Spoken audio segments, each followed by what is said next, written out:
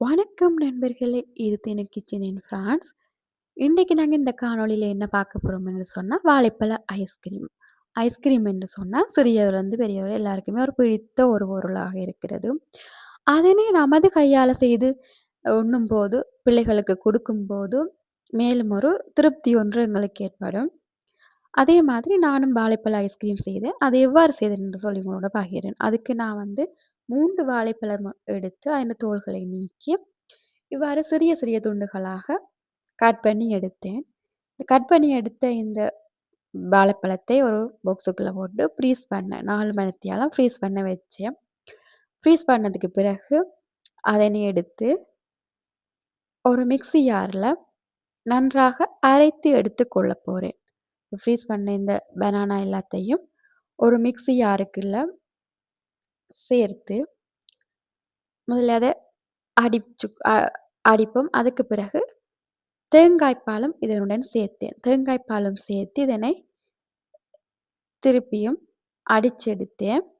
அதோட இதுக்கு தேனும் சேர்த்து நான் அடிச்செடுத்தேன்.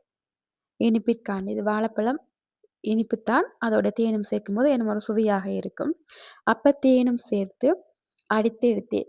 இந்த 3 பொருளையும் வைத்துத் தான் நான் இந்த ஐஸ்கிரீம் செய்தேன். வாழைப்பழம், தேங்காய் பாலும், தேனும் 3ம் தான் சேர்த்து நான் அடித்து எடுத்தேன்.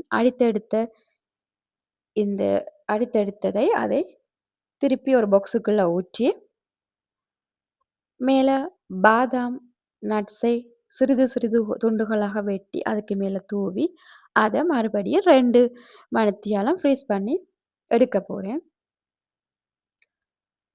பாதாம், நட்ஸ தூவிட்டு, அத திருப்பியும் ஃப்ரிட்ஜ்ல 2 மணித்தியாலம் வைக்கப் போறேன்.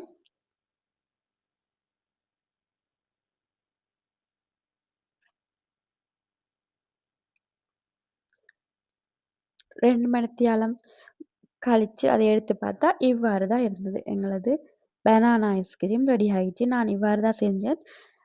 சுவையும் மிக நன்றாக இருந்தது. எனது பிள்ளைகளும் சாப்பிட்டவைகள்.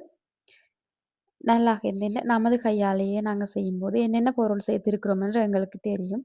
அப்ப எங்களுக்கு ஆரோக்கியமானதும், சுவையானதாகவும் இருக்கும். இதே மாரி நீங்களும் செஞ்சு பாருங்க. இந்த காணொளி பிடிச்சிருந்தா மறக்காம சப்ஸ்கிரைப் பண்ணுங்க. இன்னொரு காணொளில சந்திக்கலாம். நன்றி.